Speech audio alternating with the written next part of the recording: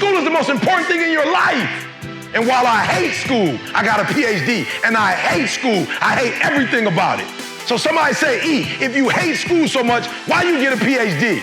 Because I hate school, but I love options. You can have average skill, but you can't have average will. You can't have average will. Like your will has to be phenomenal. You have to see basketball as the gateway. It's like a passport. Basketball is just your way to get in, and then once you get in, boom, then you dominate. So I'm telling you, you're not taking a test because they're giving you the test. You're taking a test that's about to change your life, your mama's life. And I know if you take the test serious, you'll kill it. When you go through your go-through, your siblings are watching you. When you go through your go-through, your friends are watching you. When you go through your go-through, your parents are watching you. And people will use your strength to get through their stuff. What up, what up, what up? It's your boy E.T. Hey, super excited. Fresh off Dubai, so you're gonna feel a different energy on your boy today. I will say this to you: make that a part of your plan to go to Dubai. Don't rush, because when you go and you come back, the 4 seasons are gonna look like the 2 seasons. It's just a world in the world. It's just on another level. It's my second time there. It don't disappoint. So go, take your time, but at some point you have to go, especially if you're an educator. Why? Because you're gonna see a level of excellence. You know, that's just, man. Okay, let me give you guys an example. So, of course, the tallest building in the world is there, right? But 6 out of the 10 tallest buildings of the world are there, all right? So please study this with your kids. Y'all never studied this before. They got the largest aquarium, the largest water park, the largest. There's everything. Like when you say everything is big in Texas, everything is excellent in Dubai. I love it. Everything is excellent. So please, please, please take your kids to Dubai in your classroom. We're gonna be talking about that today, blended learning. So we're gonna talk about that in a minute. But super excited. My teachers, you should be excited. You're about to get a break. Break has started. So wait, I have a question. Did you go to the Frame in Dubai? What's the Frame? Oh, yes, I did. Yes, I did go to the Frame. It's a building that's shaped like a picture frame. Yeah. Matter of fact, I got a picture of it. I'll at some point we'll do something about it. It's beautiful. Yes. Oh, the frame is like, is that a frame? But like the shapes are so, every building is shaped different. It's just a different, they're on a different mindset. But I think as educators, we would really value it and learn from it. Why? Because I think what we're going to be talking about today with blended learning is really about excellence. So I'll stop and let Katie go on, but let me just say this. We're here to do 3 things. Number 1, give you that energy you need, right, to succeed. Number 2, like the nuggets are important, guys. Like, I'm just being honest with you. The nuggets that I get is what really keeps me alive, keeps me relevant, keeps me going. So you're gonna get some nuggets here. We always have special guests. And then finally, of course, we're here to support you, right? What's the website? Where do they go if they need us to come to their school? If they need us to call, encourage them, where do we go again? What's that website? info@extremeteachers.com. Go ahead and email us and we will connect with you. That's it. So I'm gonna get out the way. Katie, what are we talking about today? Take us away. Yeah, you bet. We just wrapped up a series on classroom management. So we're going to switch gears and talk about instruction in this series. So specifically innovative instruction. How do we get innovative and make our teaching relevant and innovative for our kids? And I think it's a really good time of year to just check in on what are our instructional goals. So, you know, we've been in the classroom for a bit. We're getting to know our kids. And let's just check in. What are our instructional goals and how are we making sure that the instruction we're planning is not just, it's not for us, but it's for the kids. Good. And so how are we making it innovative and relevant for the kids? Because that's I love that. I want you to get started there. But something that you said is critical. Oftentimes the goals that we set are not the goals that we're accomplishing. Right? And that's just not in school. That's just life, right? Yeah. We set goals, but then, 3 months later, 6 months out, it's like, whoa, I'm nowhere near. So I'm grateful you said that. And I want us to start there. I want our teachers to kind of think through, what is it that you said you wanted to do? And then what is it that you want to do? And please do me a favor. Do not get frustrated because I can feel it already. You're like, man, I'm frustrated. I had these dreams, I had these goals. We're nowhere near. Don't do that. Resetting is all about hope. That's why we reset. We reset for the purpose of hope. We reset because it's like, okay, nope, it's not going the way I want it to go. Nope, things aren't going the way I want them to go. No, the students aren't doing what I want them to do. No, my school is not where I thought it would be. But I don't want that to turn into a rabbit hole where like now you're like, this isn't right and that isn't right and this isn't right and I didn't reach my goals and the kids not doing what they're supposed to do. And then you start getting discouraged. And what that discouragement does is take you further down the road that you're not supposed to be traveling, okay? So what I'm asking you to do is ask yourself where you are for the purpose of hope, to say, maybe I'm where I'm supposed to be. Maybe I'm not. We need to push a little further. No, I'm probably nowhere close to where I thought I need to be. Okay, what adjustments do we need to make? And so today, I think the adjustment that we're going to make is blended learning, because sometimes I think what happens is, and then student-centered learning, because I think sometimes what happens is that's not what we're doing.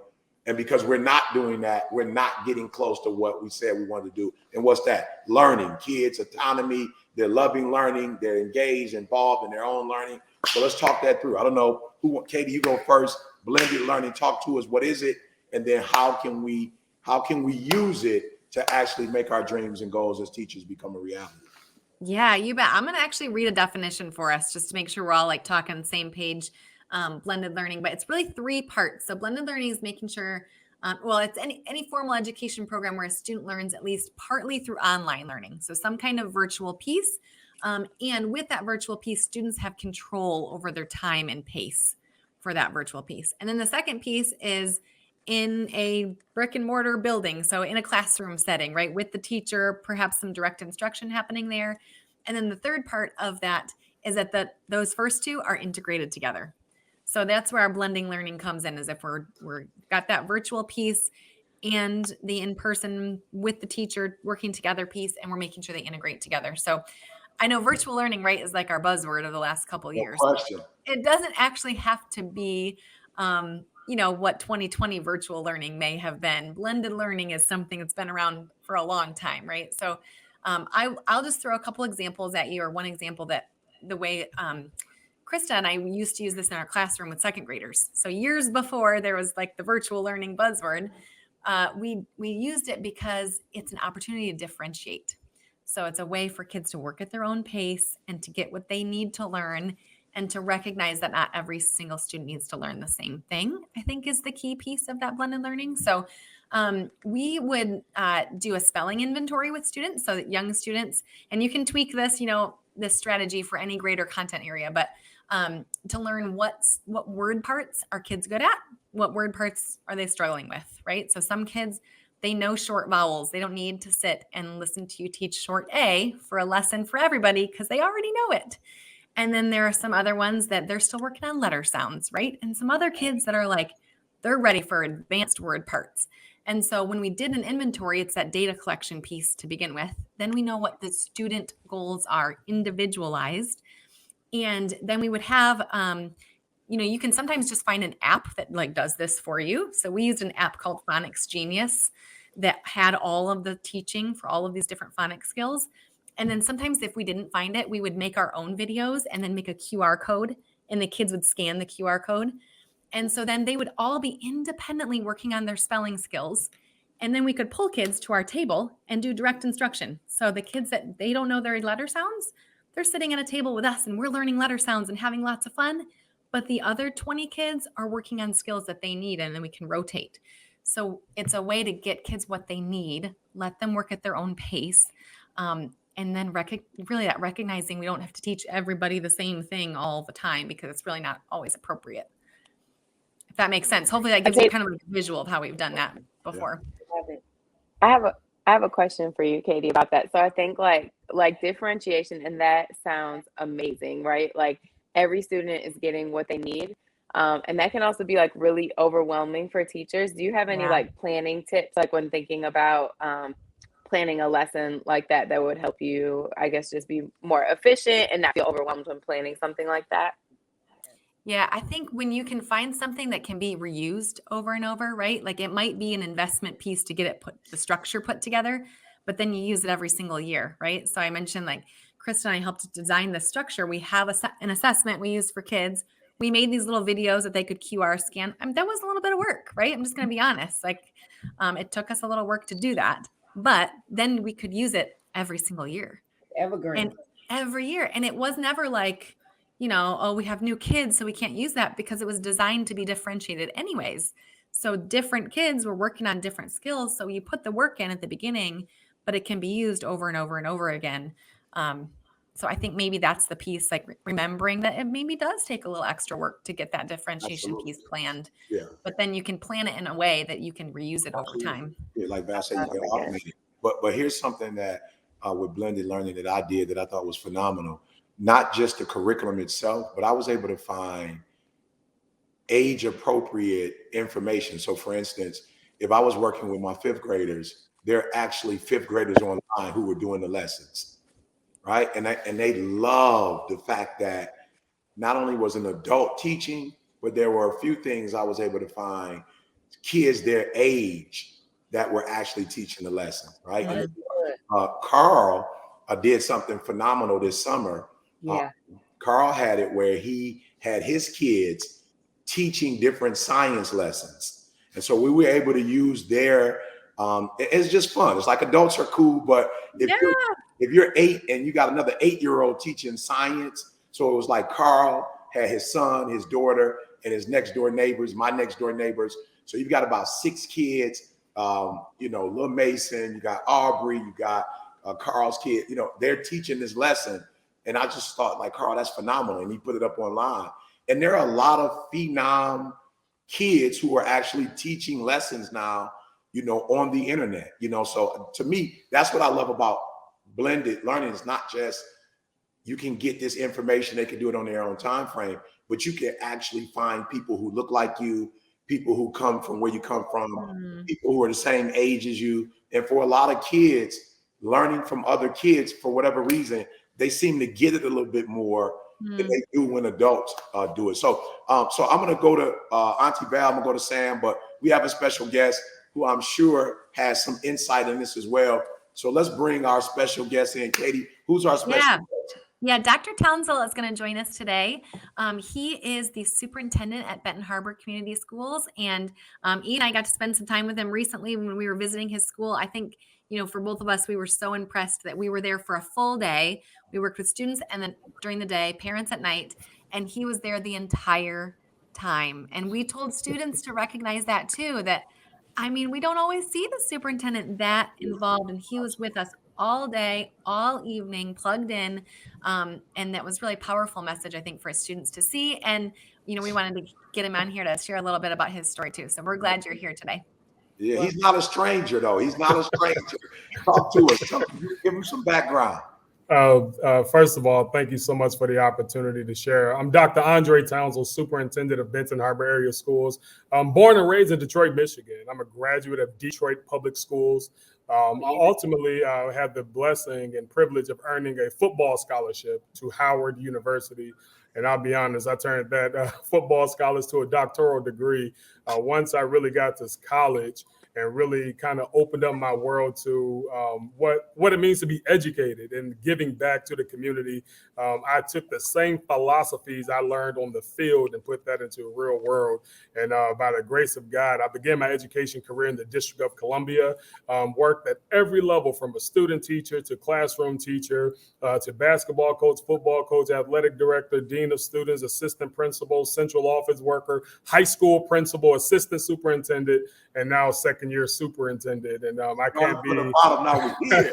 Started from the bottom. Yes. And I just want to sprinkle this a little bit in there. I tried to share this when ET was here, but it wasn't about me, it was about the kids. I've been going to Eric Thomas conferences since 2015 and always to take a picture with them. And I would tell them then, I said, hey, man, I want to be a superintendent. I'm going to be the youngest superintendent in the state. I'm going to be the youngest in the country. I kept telling them that. But it kind of happened in 2019. I was voted to be superintendent, Benton Harbor area schools. I was 34 or 35. One of the youngest in the state, one of the youngest nationally. Because like ET always say, speed kills. And I'm like, I need to get to the spot so I can have an impact as long as I possibly can. And here I am making an impact on young people's lives. And it's just a blessing. So thank you for the opportunity to share. And I have a lot of information to share. Good. Amen. We're glad you're here. Yeah. Well, Love it. Thank you for being here. Yeah, I wanted to shift it to Auntie Val, then we'll go to Sam. Of course, we're talking about blended learning. And of course, it sounds like you have some experience with it, where you're talking about the field and bringing that football athletic mindset into schools and making it relevant for students. So I love it. Talk to us, Auntie Val. I'm gonna go old school, let's go. It's stations, old school stations in the classroom. It is, yeah. They gave it a new name. Yeah. Let's just go back, take it back. So it's stations. But what we merged is the disc pedagogy with stations with blended learning. So you can have a station that gears towards your students that are high Ds, and then they have something that's more bullet pointed, but yet it's engaging to them. But then you can do a video there, or you can have a station geared towards your high Is where they're talking. So they begin, hello, they're connecting with people. But then you also, here's the twist. Your S station is your station with the teacher. So the teacher is supporting them. And then your C station is where they're digging in. So that D is that dominant student that loves to be in control. So allow them to be in control. Your I is the student that loves to influence, but they love to engage people. And then your S, they want support, but they also want to give support. So they can go back and forth. They can have that discourse with the teacher, and it becomes an engaging part of the lesson, but the teacher is able to check in. And your C, they love details. They're all about caution and take their time. So you turn your classroom, it becomes discified just in that moment where you're doing blended learning. And then you add in that kids learn from see, hearing, and doing. You add that into your stations, and you have a full-blown discified classroom just like that. Absolutely. Included blended learning. You've included, I love the fact that we just go back to old school stations. That's good for me to see. And you know what, Val, I'm laughing when you say that, because you know, the opposite was true for me. K through 12 was a nightmare.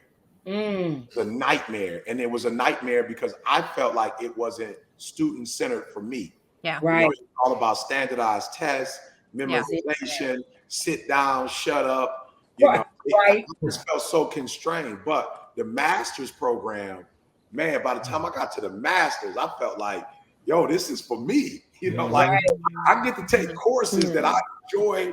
I get to talk way more in the master's program. It was way more oral opportunities, presentations, you know, field work, you know, then the PhD, everybody was like so nervous when it was time for us to do our defense. I'm like, I get to talk for 2 hours in front of a group of people. I'm nervous. I know I'm going to successfully defend. I'm like, I'm at home. You know what I'm saying? Yeah. I get to take over the classroom. And so I hope our teachers are hearing this. I don't know that kids don't like school. I think it's a myth. You know, Doc will tell you when we were in Benton Harbor, the kids were there. They wanted to take pictures. Afterwards, they were like, do you have to go? The parents came, and you know, there were some people that told me, I'm not trying to be funny. You'll be lucky if you get 1 or 2 parents to come out. You know, like, man, we had so many parents come out, you know, and I had people from the Benton Harbor area say, man, we do programs, we could never get parents. So I don't believe it's true that kids don't like school. They don't like the way it's being presented. There you go. Correct.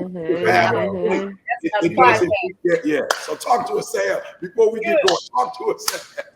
Yeah, I love the conversation about stations and incorporating technology into that blended learning.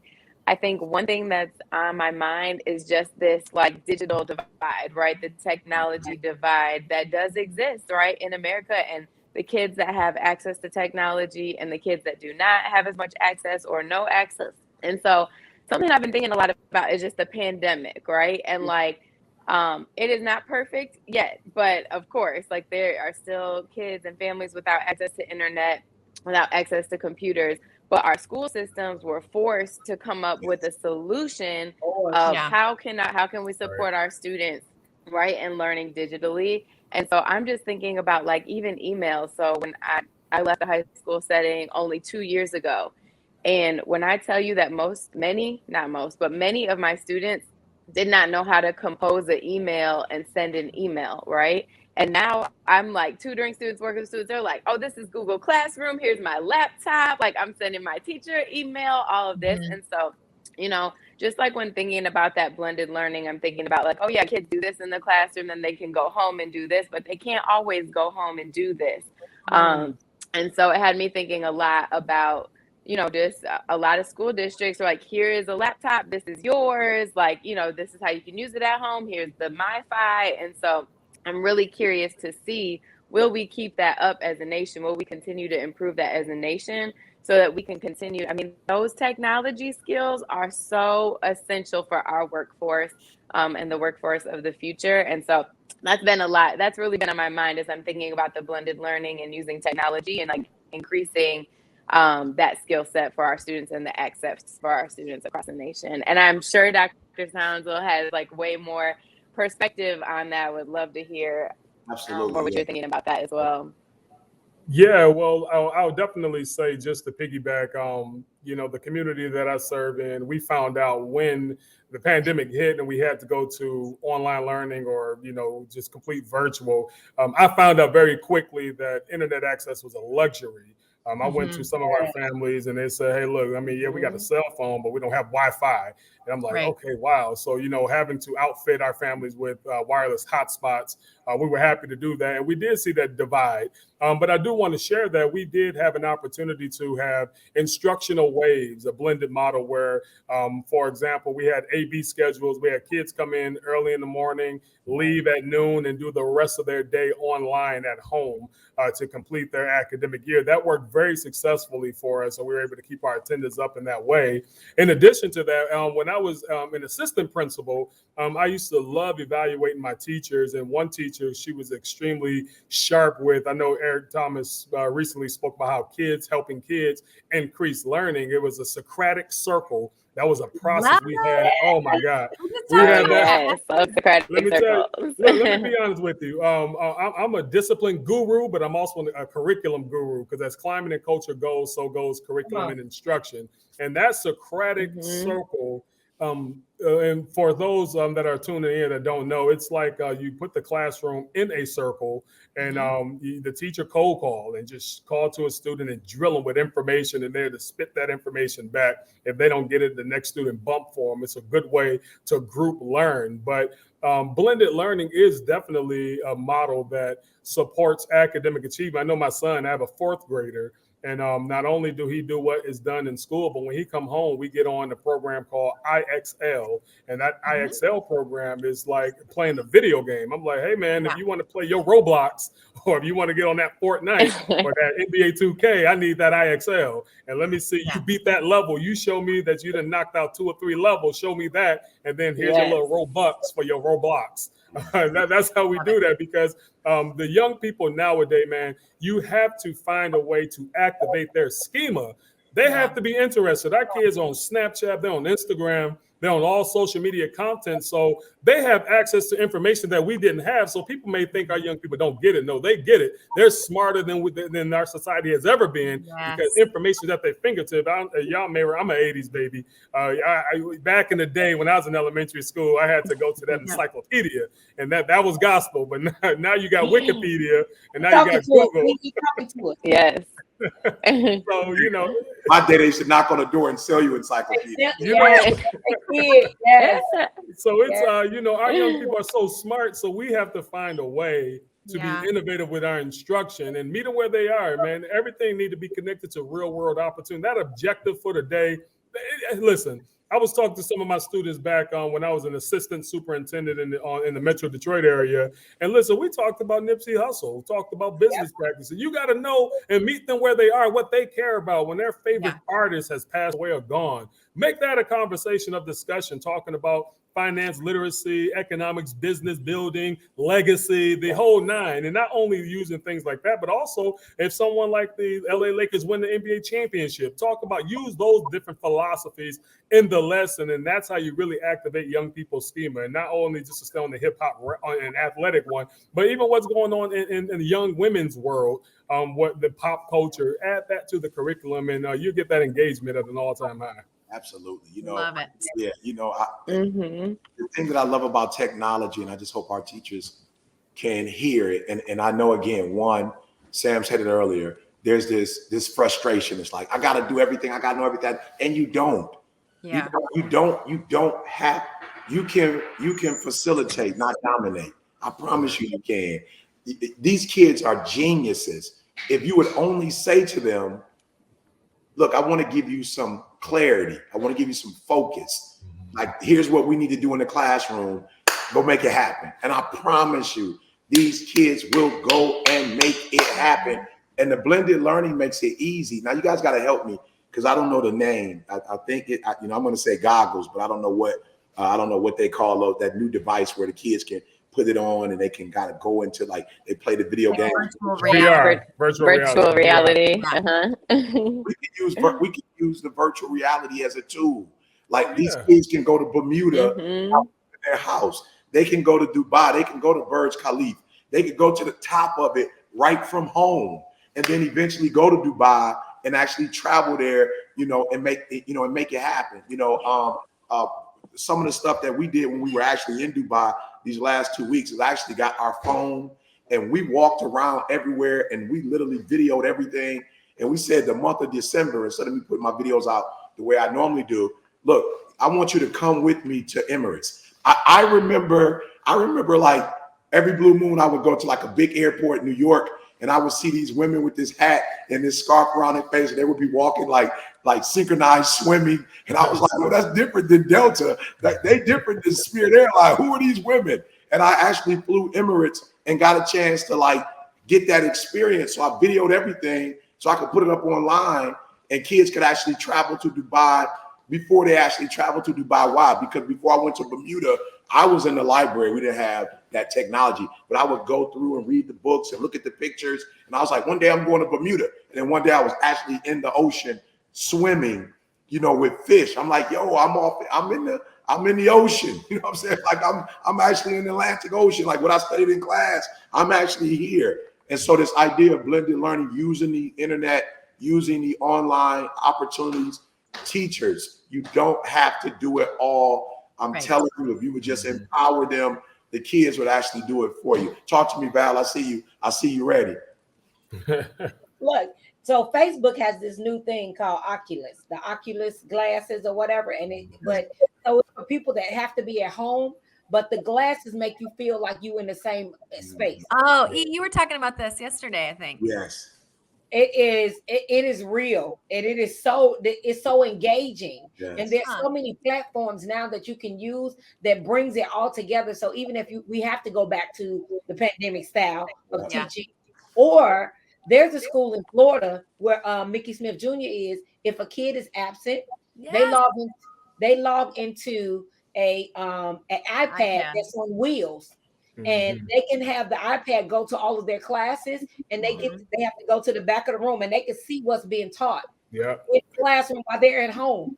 So cool. Technology is truly, and we have to look at it in the sense where it's like, and I wrote it down, student increased opportunities. When it comes to blended learning, when it comes to student-centered learning, it's student increased opportunities. Now, I don't really agree with constructivism, but that's where it's kind of like Montessori schools where the kids do it themselves and we can add the teacher and stir. Yeah. That all we got to do is add a little teacher and stir, and we have to value the currency these kids bring because they have all these experiences that Dr. Townsend was talking about. I got a question. How many teachers this week talked about young Dolph Deaf? He got murdered, the rapper. Yeah, young Dolph. That's important. Memphis. Yes, in Memphis. Yeah. I was in Memphis at a school. I saw that, Val. Right. And when he it was like the kid, this is me. Okay, this is the Tupac moment because I went back to Tupac. The kids were in awe. Yeah. And if And I told the teacher, stop. Y'all got to stop. Y'all got to address this, like not in a bad way, but let the kids get it out. Process. Let me share this on Val. So understand what our young people are going through because they're seeing all these social media celebrities, the young Dolphs, the what's my young brother's name? The Nipsey Hustles, XXX Tentacion, the O Block guy, my goodness, King Von. All these kids love these kids. The NBA young boy who's locked up for a long time. These kids listen to them. When I went down for talking with our kids for their football homecoming, you know, I had my speaker playing some NBA YoungBoy. I know the kids love NBA YoungBoy. Everyone dancing, hooping, holler, jumping around. And I'm like, okay, these guys got our kids' ears. You know what I mean? So you have to, you cannot be above. You know, you can't be above what our young people. You have to meet them where they are. And I mean, I remember back when I was in high school. I mean, I was a big Bone Thugs and Harmony, Busta Rhymes. You know, I loved all that. So, and if I had Bone Thugs teaching a class, I would have showed up. You know what I mean? If they had a, you know, popped up with a lesson for the day, I would have listened. So it's important to ensure that you validate what our young people are experiencing and use them as opportunities for teaching moments. And that's what we really, really try to do, being relevant. That's why we were so excited when Eric Thomas came, because he's on our social media platforms, just like the entertainers are. So when kids get an opportunity to be in the same area that this person is in, I mean, they're always going to show up. That's called influence. So you have to really take those influencers seriously when they're putting out information. If it's good information, it's okay to bring that into a classroom. One artist I listen to all the time is Lecrae. I mean, you can always bring him into a classroom. You know, he's gonna keep it clean and he's gonna give you a banger or two. So you know, it's you know, it's very important to understand where our kids are. Yeah, that's good. And so I'd say to all my teachers, it is not difficult to begin a social media platform. Right. You know, like you can actually teach or take a lesson from TikTok. You know, so please get TikTok, get Instagram, get on Facebook, get on all that. And what Auntie Val's talking about is the metaverse, which I'm studying a lot of. And I'm like, yo, I'm going to get real estate in the metaverse. Why? Because there are a lot of, you talked earlier, Auntie Val, about, you know, S's and C's, but extroverts love that space. I mean, introverts love that space because they can be present without feeling overwhelmed. So I'm like, I'm about to get in the metaverse. I'm about to learn the metaverse. We're going to have a ET school in the metaverse. You know, you're going to learn how to read and write in the metaverse. Why? Because that's where kids are going. That's the new real estate. That's the new buzz space, right? That's where they want to be. And so as educators, we can't be so stoic. You know, we can't be like, come to where I am. It's like, no, take the information that they have and that you have and take that information to them. And online is where we're going. Look, guys, with some of the stuff we're dealing with the vaccination, COVID, you know, you have to get a COVID test, got to do this. A lot of people aren't going to be going public like they used to. We're going to be doing way more online than we've ever done before. So teachers, don't feel like, oh, that's old school, you know, I mean, new school. I don't want to do that. Yeah. Listen to when you guys were talking, let me tell you what came to my mind with my mom. It was when John F. Kennedy died and they stopped everything. Yeah. My mom, when Martin Luther King got shot and killed, they stopped everything. And they were talking about it in the classroom. Why? Because that was real and that was relevant. So to somebody, Young Dolph is real and relevant. Nipsey is real and relevant. And so the things that are real and relevant, we have to keep in front of our children. Any way to learn. If there's any opportunity for any growth, any gap for us to teach, we're going to take advantage of that. Yeah. And to engage them. Go ahead. Go ahead, Sam. Katie. I'll jump in. I have to jump in on the real. Go ahead, Katie. Sorry. Go ahead. I was just going to say to engage them too. Like you're saying, any way to learn, like we can still use the previous learning strategies that we used, but engage them with the stuff that's relevant. So like when you mentioned Lecrae, I quickly thought of that. I used his book in my classroom as like a free choice book. So it's still, you know, traditional. They're sitting and reading a book, but I'd have the music on when they're coming in and then we could have a discussion about it. And then they're interested in reading that text. So I talk about that a lot, like get them reading a book they actually want to read. And then we can talk The Great Gatsby or the other things after that. But they were like digging into the Lecrae book because they found it so interesting. What was that? Unashamed? Yes, that's one. I think there's a few now, but that's the one that we've used. Yeah. And then the other piece, when you're talking about all these artists, you don't have to know that all of this information either, teachers, right? Like I would like joke with the kids that I'm not cool enough to know all the things that they know. And that's okay. And that's why we had good relationships, because I didn't pretend to, and they would teach me things I didn't know. And I would use resources like News ELA. I think I've talked about that before too, but it's an online resource where they can get text. And it's relevant. It's like got new information all the time. And I can still teach the reading strategies that I want to teach, right? The ones that we were doing in Benton Harbor, where I was having them annotate a text, but they can choose the text. And probably all those things you guys are talking about were the top articles on those days in News ELA, because it's relevant topics the kids care about. So they can pick the topics. They can teach me things that maybe I didn't know. And I'm still teaching the same like old school strategies, right? But with relevant information. So we don't have to change everything. We just have to pull in the pieces that they care about, because we care about them. That's all that really matters, right? That we care about the kids. So we've got to pull in the stuff that they care about so that they're engaged in the learning that we want them to learn. I love it. Good. So why don't we do this? We've got about 5 more minutes. Let's do it a round table. Quick, Sam, give us, we'll go Sam, we'll go Auntie Val, we'll go Katie, Doc. We'll come to you.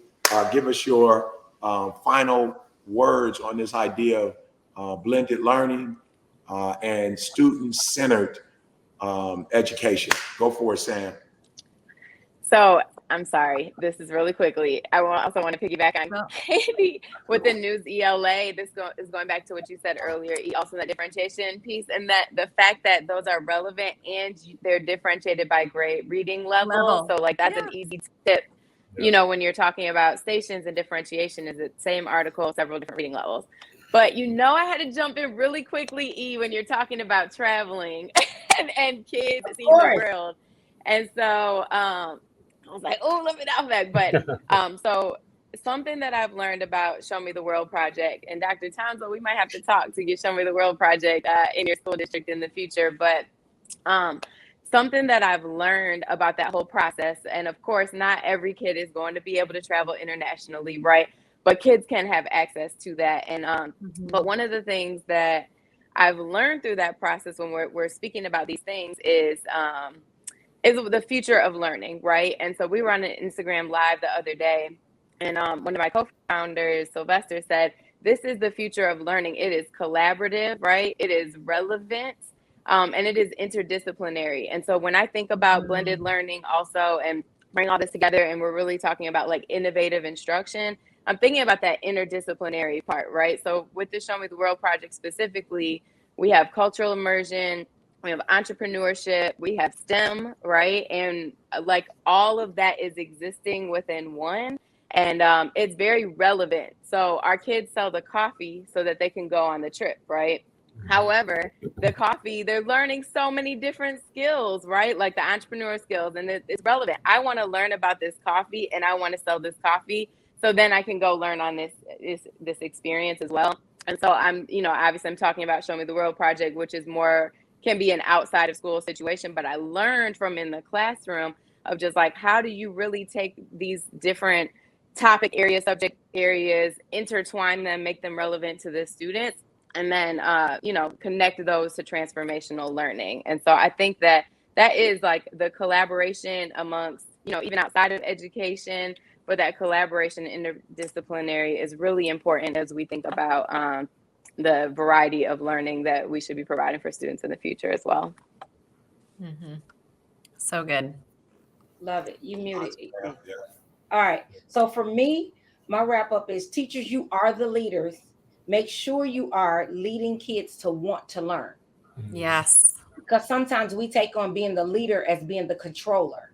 Mm-hmm. But we need to guide them to want to learn. And I believe we can do that by valuing their currency. And valuing their currency means meeting them where they are. Mm-hmm. Because if I value your currency, I'm dealing with you and what you bring to the table. So that's where you can definitely connect with the students to get them where you want them to be. Love it. Yeah, I would just say, like, we just have to make sure that we are engaging them first, and then the learning comes next, right? And part of the engagement piece is getting them to feel like it matters to them. I think you mentioned that with your K-12, you just felt like it didn't matter to you, and then the master's program felt like it did. And right, and that's the difference, that we can change that for our kids. So when I was reading an article about student-centered learning yesterday, there was this example of, like, how many of us have been to PD where if it's like at a conference or something, you see teachers get up and walk out in the middle of it. It happens all the time, right? We've all seen that. And why do the teachers do that? Because they chose a session at a conference and they realized that that didn't apply to them. It wasn't relevant to them. And they're like, I don't have time for this. It's not relevant to me. I'm up and out. And they'll go to another session. Mm-hmm. And we have to think about, like, well, our kids can't actually get up and walk out of our classroom, hopefully, right? But that's what they do mentally. When they think that what we're teaching doesn't apply to them, they mentally check out. And so what's the point if they're sitting there in their room and we're getting through our content if they're not absorbing it? So we have to remember they're just like us. Like, as adults, we don't want to be there if it's not relevant. So make it relevant so they are not checking out and they're locked in with you, so they learn what we're trying to get them to learn, so we can get them to where we want them to be. Yeah. I think for me, it's it's kind of the theme here is engagement. I don't care if you're in person, if you're online, if you're boring, you're boring. I don't want to do it. I'm out. If you engage, one thing I do when I was a teacher, and still to this day as a superintendent, when I walk into a classroom, I instantly, gather the attention. I probably go into a cipher. And they're like, oh, my God, I didn't know you could do that. And I'd get a call and response going, and we, hey, ho. And then next thing they know, they done learned everything about geometry or whatever the case may be. Yes. Because we just activate the schema, get that engagement. Even when I do all staff on the Zoom, quick icebreaker. You got to break that ice with your students, break that ice with the adults, and get people engaged, get them to take ownership. When you find belonging, when you take ownership, and when you're responsible for your own outcomes, you'll be surprised about the productivity that comes from that. So it's about being as engaging as you possibly can be. I love it. Yeah, and I was just say that same thing this way. Wale said they're going to love me for my ambition. We can make kids ambitious about learning, make them ambitious about, like, competitive, want to come to class, want to keep going to that next level. What I've discovered about life is people put energy in what they're ambitious about. And not only are they want everybody else to do it. When people love something, they want everybody to love it the same way they love it. So if we can figure out a way to help our kids to get that ambition back for learning, the rest of the work is done. When somebody's ambitious, you don't have to make them do anything. When they like something and they love something, they do whatever it takes to make it happen. It's the exact opposite. When a person isn't ambitious about something, they don't care about it. They just don't put energy into it. So teachers, find a way to activate that ambition. All right, that's our time. B's office. B, we went a little longer than we normally go, B, but it's yours now, B. Take it away. It's that time again. Welcome back to the office hours, where you know what we do here. We go back and review and recap some of the most impactful points from today's broadcast. Today, we're talking about blended learning, lesson planning, and a whole lot of other good stuff. So let's not waste any time. Let's go. Number one, create evergreen content. Katie spoke about the importance of differentiating your lessons and assignments to the individuals who are actually doing the work. In other words, your students. E spoke about catering your teaching not only to different skills that students are trying to learn, but also to each individual age group. This is so important because anytime you use a shotgun approach, you get shotgun results. You might hit the target, but you might also cause some collateral damage in the process. So we need to get targeted, specific, and differentiated with our students. Now, here's the thing. Make it reusable. Does this take a little bit more time and effort on the front end? Yes, but eventually you'll build up a library of lessons and activities and strategies that you can literally use forever. That is how you make it easy on your future self. Number two, facilitate, don't dominate. See, it's not that kids don't like school, it's that they don't like how it's being presented. One more time for those in the back, it is not that kids don't like school. They don't like how how it's being presented. So facilitate, don't dominate. Approach education from the perspective of, hey, I'm trying to help you in a very real way. Here's some clarity and perspective on why this is important. Now let's go. Right? So leverage the internet, leverage new technology, empower the kids, and they will help you help them. Along the same note, number 3, keep it real and relevant. If the kids are talking about it anyway, why don't we leverage that attention to create learning opportunities? Because the reality is this, they're talking about the things going on in pop culture. They're talking about the celebrities that they identify with. They're talking about the new technology and crypto and the metaverse and all these other things. So use what they're already paying attention to and weave it into the lessons. To Katie's point, we don't have to reinvent the teaching methods. We don't have to reinvent the wheel. We just have to make what we are teaching real and relevant to them. Now, remember, Auntie Val and I are on a PD tour, and we would love for your school to be on the list. Email us at info@extremeteachers.com if you want the Extreme Teachers solution to your school's challenges. And as always, visit www.extremeteachers.com to learn more about becoming a certified Extreme Teacher and check out all of our other products and services that can help take you and your school to the absolute next level. Also, do not forget, use the link below in the description to nominate an Extreme Teacher that you know to be featured on the podcast. We rely on you for these submissions, so please continue to send those through. And speaking of, shout out to Dawn Williams out of New York for this nomination that she made. She's not even the teacher we're highlighting. She made the nomination, but shout out to her because, most people, they'll say a couple nice things about the teacher, and then that's it. That's all, says the clock on the wall. Dawn wrote a whole bio for her nomination, and I respect it so much. I just got to read the whole thing to you guys, so check it out. She said, Kevin Williams is a passionate career and technical education educator in the Eagle Academy of Southeast Queens, an all-boys school in the NYC Department of Education system. When he interviewed at the school in 2015, he had some college, but had not quite completed his undergrad degree. So his first role at Eagle Queens was as a scholar coordinator, which was a pathway into the school system to becoming the founding volunteer head coach of the school's varsity football program. Since then, he's earned his BA in broadcast communications and is on the verge of completing his MA in education. He currently teaches business as well as sports journalism. Through Kevin's interactive and engaging style of teaching, his students, which can include those with special needs, are eager to learn, not simply memorize, that's important, are eager to learn and are applying the learnings in ways that will help them to thrive and are empowered to be change agents in their own lives and their families, amongst their brothers at the school and in the world. On the football field, he uses athletics as a vehicle to teach character and life lessons. Since Eagle is a small, not widely recruited school, Kevin has proactively shared football film with colleges to help students be considered for scholarships. Students have even received awards from Delaware Valley University and Villanova. Man, awesome job, Kevin Williams. Keep up the good work and keep being extreme, because I promise you it does not go unnoticed. Now, ladies and gentlemen, as we close another one of these Extreme Teachers podcast episodes, I wanted to take this opportunity to say thank you, because that's right, at the moment of recording and filming this very episode, it is currently Thanksgiving Eve 2021, and in a time where all of us shift our attention to actively being thankful and grateful and thinking about gratitude, the Extreme Teachers family wants to say thank you to each and every one of you for watching, for supporting, and most importantly, for actually being an Extreme Teacher yourself.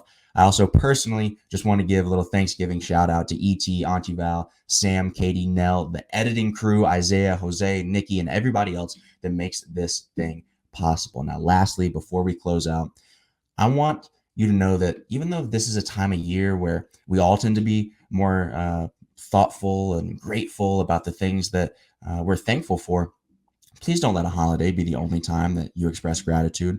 As Auntie Val always says, give people their flowers while they can still enjoy them. There's so much to be thankful for, even if it can be tough to see sometimes. But at the very least, just know that we are thankful for you.